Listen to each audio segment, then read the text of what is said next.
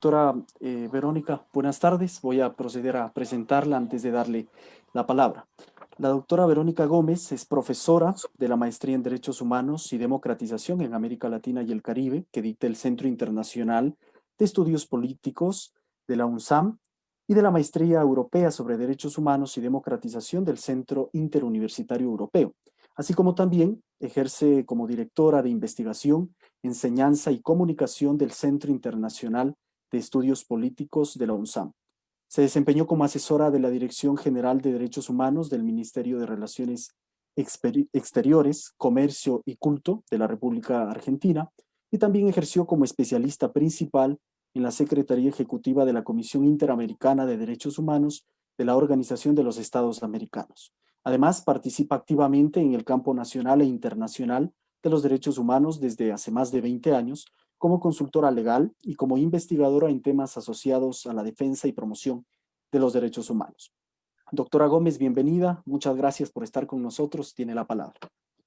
Muchas gracias, José Luis, a usted, a los organizadores del evento, y para mí es un gran placer compartir este momento con ustedes en el Ecuador y además con tantos queridísimos y muy distinguidos colegas y amigos personales como Daniela Salazar, como Harold Urbano, como otros. Así que es un gran placer para mí compartir este momento. Quiero mostrarles algunas imágenes y algunos elementos muy simples, así que voy a compartir un PowerPoint a riesgo de que resulte aburrido, como a veces pasa con los PowerPoints. Vamos a ver si podemos hacerlo. Déjenme ver si puedo ponerlo así. Bien. Lo que quería compartir con ustedes son algunos debates clásicos y nuevos sobre el alcance de la implementación de decisiones supranacionales. Me pareció que en el ámbito del derecho constitucional este sería un tema de interés diario para todos ustedes, para la audiencia. Los conceptos van a ser muy básicos y como prólogo quisiera compartir con ustedes un par de imágenes, digamos. La primera imagen es el cuadro clásico de Ter Bosch, que nos muestra este momento quiebre en la historia moderna de la humanidad, que es la paz de Westfalia, ese momento de nacimiento del Estado Nacional, el movimiento del nacimiento del paradigma con el cual trabajamos, en el cual vivimos, con el cual trabaja la política y con el cual trabajamos los juristas. Este es el momento de ese nacimiento, es muy importante. Quiero mostrarles además de ese momento de final de la era feudal, aunque algunos rasgos del feudalismo todavía persisten hasta hoy en día. Después quisiera pasar a este otro momento en la historia. Esta es la primera composición de la Comisión de Derecho Internacional, y comenzó a trabajar después de la entrada en vigor de la Carta de Naciones Unidas. Este grupo de juristas, acá se ve solamente en primer plano a Sir Humphrey Waldock, a Ferdros, los especialistas en derecho internacional en la audiencia seguramente habrán leído las obras clásicas de estos autores del siglo XX. Este es un momento muy fundacional, el momento en el cual, después de un siglo XIX, final del siglo XIX, también cambio de muchos paradigmas, después de los dos grandes conflictos globales, los estados toman algunas decisiones sobre darle un valor a la persona humana, pero también toman decisiones sobre cómo van a presentar las fuentes del derecho internacional y la importancia de codificar un derecho que hasta entonces primariamente había estado basado en la costumbre internacional y en los principios generales de derecho. Este es otro momento clave. Por eso quería compartirlo con ustedes. A ver, un momento. Entonces, la primera clave para el debate son estas fuentes legales con las que elaboramos. Los tratados, la costumbre, los principios generales de derecho y las decisiones judiciales como herramienta de verificación. Y después tenemos la segunda clave del debate. Esta relación entre derecho interno y derecho internacional, que históricamente en la doctrina se ha debatido como monismo, dualismo, y desde aproximadamente la década del 90, los 80, los 90, pensando en términos de bloque de constitucionalidad, con un gran momento histórico en el cual se dieron cambios constitucionales en muchos países del mundo, empezando por algunos países europeos, y luego también en América Latina, las nuevas constituciones de América Latina que incorporan el derecho internacional y le dan cierto rango de relevancia como integrante del derecho interno. Los debates clásicos que vemos cuando estudiamos la relación entre el derecho internacional y el derecho interno. Y después tenemos esa otra clave, la clave de los debates sobre las consecuencias del incumplimiento con las obligaciones internacionales. ¿Qué ocurre cuando se dan los actos internacionalmente ilícitos? Tenemos esa determinación de responsabilidad estatal, y luego el debate de siempre, que es el debate de las facultades remediales de los órganos internacionales que tienen el rol de interpretar las obligaciones legales. ¿Qué facultades remediales tienen? ¿Hasta dónde llegan? ¿Qué le pueden decir al Estado en términos de su responsabilidad y de cómo corregir las consecuencias de esa responsabilidad? Todo esto es muy conocido en el estudio del derecho. Yo quisiera, después de este prólogo donde refrescamos esos conceptos, hacer una mirada histórica del surgimiento y la evolución de la protección internacional de los derechos humanos en las Américas, que creo que es muy importante, porque creo que verdaderamente es parte de nuestra identidad latinoamericana. Y ha permeado todo, la historia, la política, el derecho, en la forma en la cual llevamos adelante nuestras relaciones internacionales, entre nosotros y con el resto del mundo. Esta es una línea temporal muy clásica, muchos de ustedes la conocerán también. Ese momento clave es 1889, post-Guerra del Pacífico, en la cual Estados Unidos dice, el secretario de Estado, Estados Unidos dice, bueno, tengamos una conferencia, armemos una conferencia diplomática, y concurren los representantes de las naciones de América Latina, ya independientes, ya en una etapa post-independentista, post-guerra civil, de discusión de cómo iban a ser las constituciones, ya en una etapa en la cual se está mirando a los temas de desarrollo, pero es una etapa en la cual el derecho internacional sigue con la utilización de la fuerza como una herramienta legal en las relaciones internacionales, con lo cual hay gran interés en establecer mecanismos de diálogo. También diferenciaciones y puentes con el gran vecino del norte, ¿no? Recordemos que 20 años antes es que se forma, se genera esa noción de América Latina. La expresión América Latina surge en 1870, creo que fue Carlos Calvo, surge en un momento histórico previo. Es un momento de gran identidad regional, pero un momento en el cual está claro que hace falta dialogar y hacer valer el derecho internacional como método de insertarse al concierto de naciones, siendo que todavía hay naciones posimperio, imperios también, y el gran vecino del norte con gran poderío económico y también militar, ya incluso en aquel. Esta primera organización internacional, el primer organismo internacional en la historia de la humanidad, la Unión de Repúblicas Americanas, que se crea en 1889, va evolucionando, pasa por el estadio en el cual se llama Unión Panamericana. Incluso se funda la primera comisión de mujeres, la Comisión Interamericana de Mujeres. Llegamos a la idea de que debieran haber tratados de derechos humanos en la conferencia de Chapultepec. Acá tenemos una foto de una de esas reuniones en las cuales se reunían los representantes estatales, esta creo que es de 1910, y en las cuales se dedican a impulsar el desarrollo del derecho internacional, la codificación, el desarrollo del derecho internacional privado, el derecho internacional público, todo esto en la Primera Guerra Mundial. Y luego llegamos a la conferencia de Bogotá, que nos da la Carta de la OEA, y también la Declaración Americana de los Derechos y Deberes del Hombre.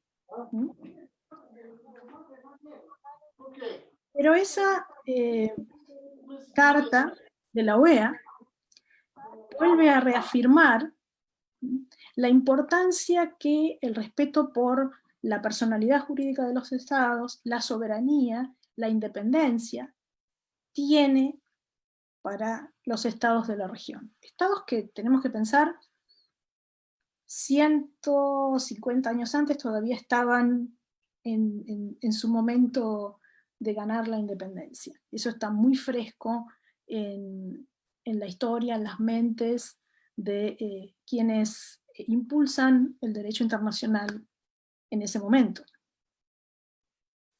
Y ahí tenemos el surgimiento de los órganos con los cuales trabajamos hasta hoy en día. El surgimiento de la OEA, la Declaración Americana, esencial. Recordemos también que más o menos en forma contemporánea, unos años antes, en 1945, surge las Naciones Unidas con 50 estados inicialmente, 20 de los cuales son latinoamericanos, y que la Declaración Universal de Derechos Humanos de 1948 está fuertemente influenciada por la Declaración Americana de Derechos Humanos, adoptada unos meses antes, y que derechos como el derecho a la igualdad y el derecho a la justicia son incorporados en la Declaración Universal gracias a el lobby, el empuje, la insistencia de los estados de América Latina. Luego el surgimiento, bueno, el establecimiento de la Comisión Interamericana, la adopción de la Convención Americana, y luego, con la entrada en vigor de la Convención Americana, la creación de la Corte Interamericana.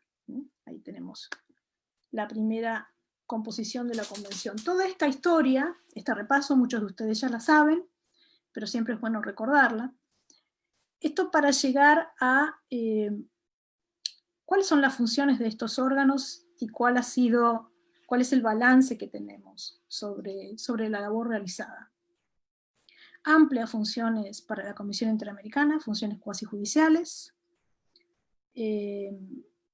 algunas vinculadas al estudio de peticiones individuales, como paso obligado antes de la llegada a la Corte Interamericana, solicitud de opiniones consultivas a la Corte, una institución que es muy particular a la protección de los derechos humanos en las Américas, al standard setting en las Américas.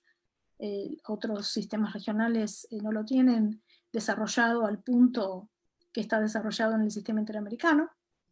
Luego la labor que se hace con informes de país, informes individuales, más que nada recomendaciones, informes temáticos, y luego el mecanismo de medidas cautelares al cual se le podría dedicar una conferencia entera, digamos. Lo mismo la Corte, facultades de adjudicación y otras de opinión consultiva, y ustedes también conocen el mecanismo por el cual se estudian peticiones individuales que son similares, un procedimiento similar al que se emplea en el sistema europeo, en el sistema africano, y también a nivel de Naciones Unidas. Un sistema contradictorio, donde se escucha por un lado al Estado, nuestro paradigma westfaliano, y por el otro lado al individuo, y luego hay una resolución, cuando se trata de la comisión, con recomendaciones, y en el caso de la Corte, también después de un procedimiento contradictorio, también con audiencias, etc. Hay también una determinación judicial en la cual se establece la responsabilidad estatal, los contornos de la responsabilidad estatal, y a diferencia de los demás órganos que adjudican derechos humanos, órganos supranacionales, la Corte es muy conocida por su legado en materia de reparaciones, ¿no? No solamente estableciendo montos pecuniarios, sino también estableciendo obligaciones, importantes obligaciones para los estados, en términos de hacer, no hacer, adoptar legislación, dejar de lado políticas, adoptar políticas, etc. Y un poquito más adelante vamos a hacer referencia a los casos en los cuales, como parte de la reparación, se le da un rol al Poder Judicial. Un rol más allá del de asegurar la investigación de un caso. Entonces, estos son los procedimientos que tenemos para el tipo de violación a los derechos humanos que enfrentamos en América Latina. Y fue excelente escuchar a Roxana y su visión sobre la violación de derechos humanos a nivel estructural que existe en nuestro continente. Y la verdad que con estos mecanismos judiciales, jueces judiciales, hemos debido enfrentar males, tragedias, como la desigualdad social, los problemas que tenemos con la distribución de la tierra, simplemente por nuestra historia, como nuestra historia de encuentro de civilizaciones, de conquista, de colonización, de recolonización también, nuevamente durante el siglo XIX y el siglo XX, y eso ha tenido un gran impacto en el tema de la distribución de la tierra, también en la preservación del medio ambiente. La situación de los grupos históricamente marginalizados, estamos hablando de el continente que recibió, bueno, que además de albergar varios genocidios, también recibió un gran número de población traída de otro continente para someterla al trabajo esclavo. Tenemos el tema de la violencia y la inseguridad, es casi un cliché hablar de las Américas como el continente más inseguro y más violento. Ciertamente, estadísticamente, tiene las ciudades con mayor violencia. Y también el tema de la fragilidad de las instituciones democráticas. No estamos en un momento como el que vivimos en la década del 70, 80, en algunos lugares del continente, incluso a principios de los 90, pero enfrentamos grandes desafíos en términos institucionales en todos los países del continente. Entonces, cuando tratamos de hacer una evaluación de impacto de estas herramientas, vemos que tenemos buenas herramientas, únicas, excelentes, forjadas aquí, y que son utilizadas, que son un gran ejemplo para el resto del planeta en términos de investigación de violaciones masivas y graves a los derechos humanos. También grandes aportes en términos de conceptualización de conductas ligadas a violaciones masivas y graves, que tenemos herramientas para la protección de la vida y la integridad física en situaciones urgentes, las medidas cautelares, las medidas provisionales, grandes contribuciones a la justicia transicional, el tema de las soluciones amistosas, y toda esta contribución de la que hablaba antes en términos de reparación integral. También tenemos grandes desafíos que yo llamaría institucionales, los separaría de los desafíos sustantivos, y tenemos un gran problema en términos de cumplimiento o incumplimiento parcial o total con decisiones, hablo de sentencias de la Corte Interamericana, de resoluciones y de recomendaciones de la CIDH, y también, más recientemente, una puja estatal para la introducción del margen de apreciación en algunas decisiones. El año pasado se emitió un comunicado de prensa conjunto de varios países de la región, llamando a la Corte Interamericana a reflexionar sobre los criterios interpretativos sobre la responsabilidad estatal y sobre las reparaciones, en el cual se insinuaba que debía insertarse el margen de apreciación como criterio. Entonces, yo quería darles un ejemplo de esa fricción a nivel constitucional.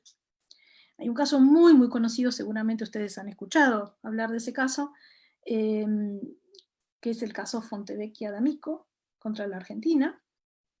Es una sentencia del año 2011, pero en realidad estamos aquí haciendo foco en el término de las órdenes que da la Corte en términos de reparación y que mereció una reacción por parte de la Corte Suprema Argentina en el año 2017.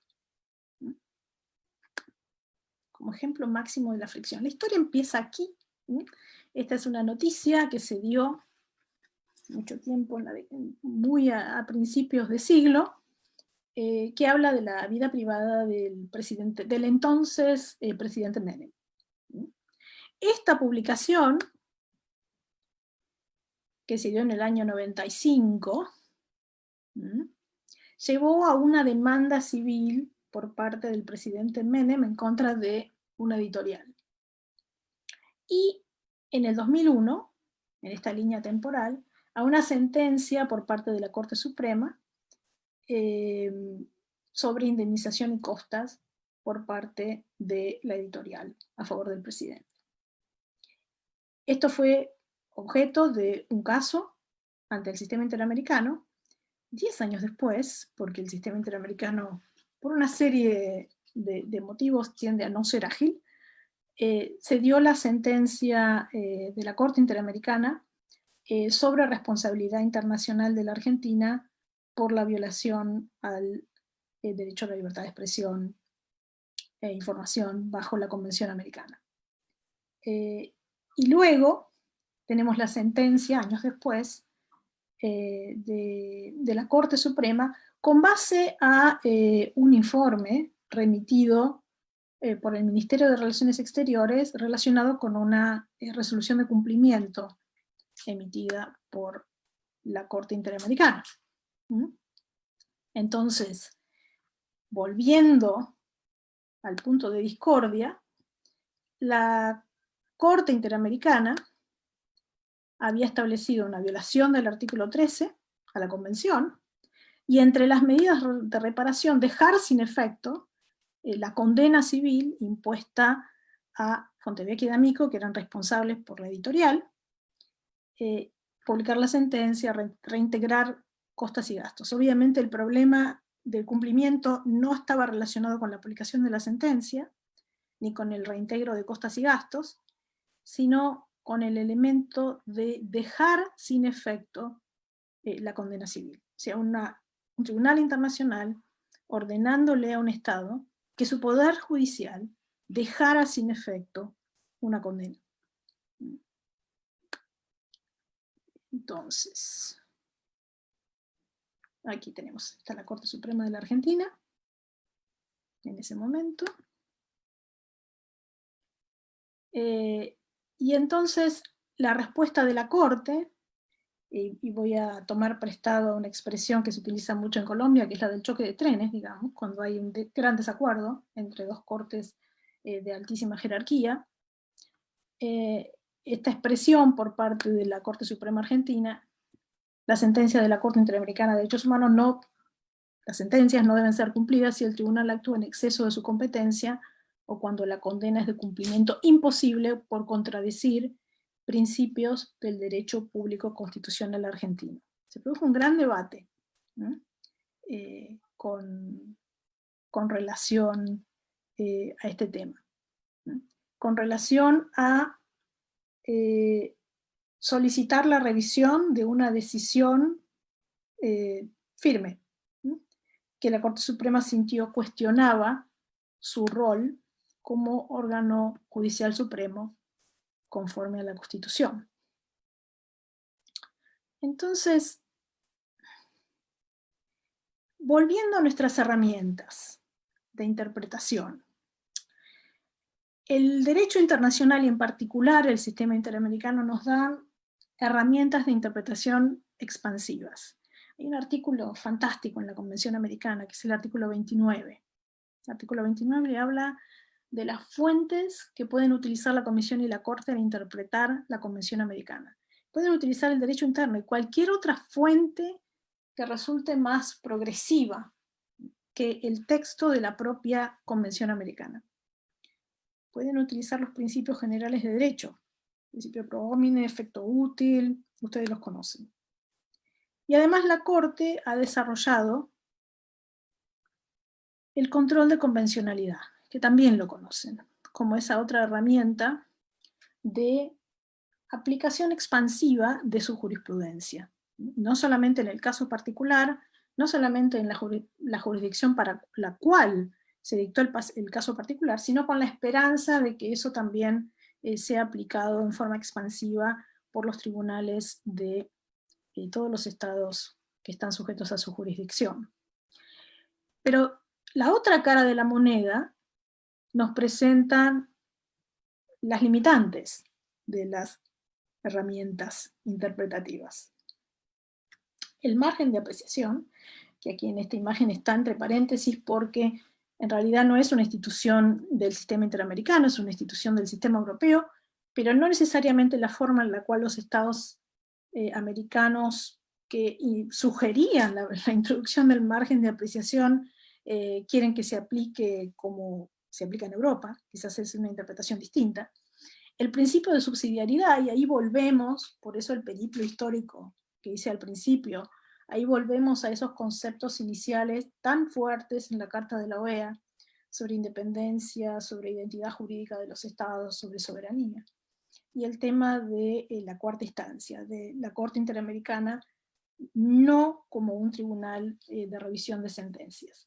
Pero al mismo tiempo, innegable que las causas llegan a la instancia del sistema interamericano, porque se dan fallas a nivel interno, se dan fallas no solamente a nivel del accionar del poder ejecutivo y del poder legislativo, sino son fallas que no han sido reparadas por el poder judicial. Entonces siempre es un tema complejo y de debate en la protección internacional, el rol del poder judicial.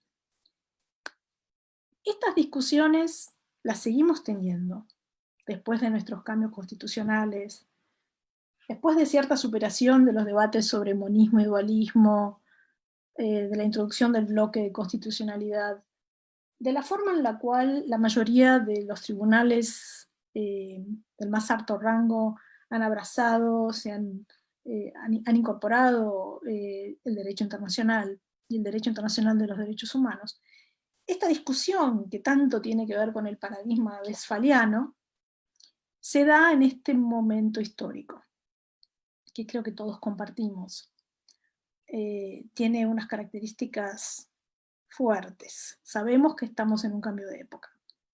Por un lado, la crisis del multilateralismo. El multilateralismo es lo que sostiene la protección regional de derechos humanos, lo que sostiene a los órganos transnacionales. Segundo, el debilitamiento del Estado frente a nuevos actores.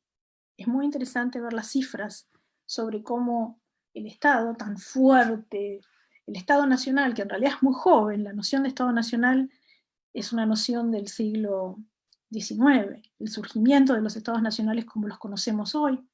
Los Estados tienen pocos, tienen 200 años o menos. Y después de ese momento de tanta fuerza a final del siglo XIX y principios del siglo XX, hoy en día, a principios del siglo XXI, se ven debilitados económica y financieramente, a veces vistos en comparación con otros, con nuevos actores financieros, económicos, de la era digital, etc., que en muchos casos tienen más influencia y hasta poder económico que algunos estados. Este estado debilitado, o sea, falta de crisis de multilateralismo, estado debilitado, desigualdades estructurales acentuadas, esa pobreza aspiracional que gran parte de la población vivía después de las dos guerras, pero que después de unas décadas trajo un respiro, trajo un avance. Hoy no lo vemos, hoy vemos una pobreza creciente en muchas regiones del mundo y en algunas partes de nuestro continente. Yo estoy hablando desde Argentina, es la situación en nuestro país en este momento, después de haber visto las cifras sobre crecimiento de la pobreza que se hicieron públicas la semana pasada. Y por lo tanto, una época de gran importancia de la defensa de los derechos económicos, sociales y culturales. La última sentencia de la Corte Interamericana sobre la Argentina es sobre el caso Laca Hunt y tiene que ver con el acceso al agua, en parte. Así que es algo a lo cual le tenemos que poner la mira. La respuesta y el surgimiento de fuertes movimientos sociales, vinculado esto a la crisis de los partidos políticos, la crisis de la representación política que se vive a nivel global, esto no solamente en nuestro continente, y luego la crisis del medio ambiente. Entonces, es un momento muy interesante para reevaluar nuestras herramientas, para pensar cómo utilizar su impacto de los últimos años para movernos hacia un escenario en el cual lo aprendido nos ayude a superar estos graves desafíos del cambio de época. Muchas gracias. Bien, doctora Verónica, le agradecemos muchísimo por esa exposición. Brevemente me voy a permitir hacer una memoria. Se nos ha hecho un recuento histórico a manera de introducción desde la Paz de Westfalia, que es cuando nace el Estado Nacional con el cual pues nos mantenemos actualmente los juristas, ha dicho nuestra ponente, trabajamos y en función del cual orientamos las discusiones. Se ha hecho un recuento asimismo del surgimiento en algunos momentos clave de los principales órganos u organismos de derechos humanos que actualmente se mantienen vigentes y que son los que canalizan por lo general no solo los debates, sino las decisiones en términos supranacionales de los problemas o de los conflictos que se generan en torno al incumplimiento de los estados frente a los derechos humanos. Algo interesante también se ha puntualizado y hecho una diferenciación entre desafíos sustantivos, entre los que se ubica la desigualdad social, la distribución de la tierra y el medio ambiente, la violencia e inseguridad, la fragilidad de la institucionalidad democrática y la situación de los grupos históricamente marginados, sí, que en opinión pues de la doctora Verónica son cosas que deben discutirse y debatirse porque desde el sur tenemos muchos insumos, instrumentos que pueden ayudar a ello. Asimismo se ha hablado de desafíos institucionales, sí, sobre todo relacionados al incumplimiento de las sentencias y las decisiones de la Corte Interamericana de Derechos Humanos. Por otra parte, se habla de la puja estatal para la introducción del margen de apreciación de estas decisiones, precisamente, y se ha puesto, pues, como caso paradigmático o como ejemplo mayor el caso Fantevicchia y D'Amico versus Argentina, que ha sido una sentencia histórica de la Corte relacionada al ejercicio o a la divulgación de una editorial sobre la vida privada del expresidente argentino Menem. Sí, a partir de eso se ha hecho una apreciación sobre la posición que ha tenido el sistema de justicia argentino, que básicamente ha sostenido que cuando la Corte Interamericana actúa en exceso de su competencia o toma decisiones cuya resolución es imposible cumplir, pues no debería acogerse. Esto ha suscitado un debate interesante, sobre todo en base a los criterios de interpretación de la Convención Americana. Bien, doctora, tenemos aquí algunas preguntas. Nos plantean, por ejemplo, cómo usted considera, ya que se habla de que un problema, este momento del continente es la desigualdad estructural, que las decisiones o las sentencias de la Corte Interamericana pueden influir en la solución de estos problemas. Precisamente la aproximación que tiene la Corte Interamericana en sus sentencias, en términos de reparación integral, son un intento claro de acercarse a estas problemáticas. Si las comparamos con cómo otros tribunales internacionales se acercan al tema de la reparación, si hacemos, por ejemplo, una comparación fácil, que normalmente se hace con la Corte Europea de Derechos Humanos, que tiene una forma completamente distinta de dar reparaciones. Y la vez que se movió de esa forma de dar reparaciones, en un caso muy famoso, el caso Yu con la Unión Soviética, con la Rusia, por ejemplo, eso generó una crisis política muy grande para la Corte Europea. La Corte Interamericana está en ese sentido en otra posición. Ha intentado acercarse a los aspectos culturales de política pública, de recuperación de la memoria, de una forma verdaderamente integral. Y es una gran contribución al derecho internacional. El tema, la discusión que traíamos, justamente el tema de en qué medida podemos hacer esas decisiones efectivas. Pero en cierto sentido tampoco es demasiado distinto de las limitaciones que encuentran los jueces a nivel interno para darle efectividad a decisiones que debieran tener un impacto en el goce de derechos económicos, sociales y culturales. Entonces allí nos encontramos en un punto en el cual el derecho, que es una herramienta, más que nada, tiene que encontrarse con la política pública, con la política en general también, con los consensos, y además con un entendimiento de cuáles son algunos de los desafíos heredados que tenemos. Por eso muchas veces insisto en volver a la historia, porque nuestro state of affairs, el momento en el que estamos viviendo, la desigualdad estructural en la que nos toca ejercer el derecho, vivir, etc., tiene sus raíces en nuestro pasado. Y en muchos sentidos nos cuesta aún saldar las graves violaciones del pasado. Pero no estoy hablando de los 70, estoy hablando de nuestra historia como continente, en muchos casos. Los problemas que tenemos de discriminación estructural, de falta de acceso, muchos de esos problemas se vinculan a decisiones que tienen que ver con la distribución de la tierra, del acceso a la representación política, del acceso a créditos, del acceso al bienestar, digamos. Y es complejo, digamos, resolver eso a través de una interpretación que se da en el marco de un caso individual. Y sin embargo, la Corte en muchos casos, sobre todo casos vinculados a pueblos indígenas, comunidades afrodescendientes, uso de recursos naturales, ha hecho determinaciones importantes, yo creo, en el desarrollo del derecho, en ese sentido, de acercarse a esos problemas.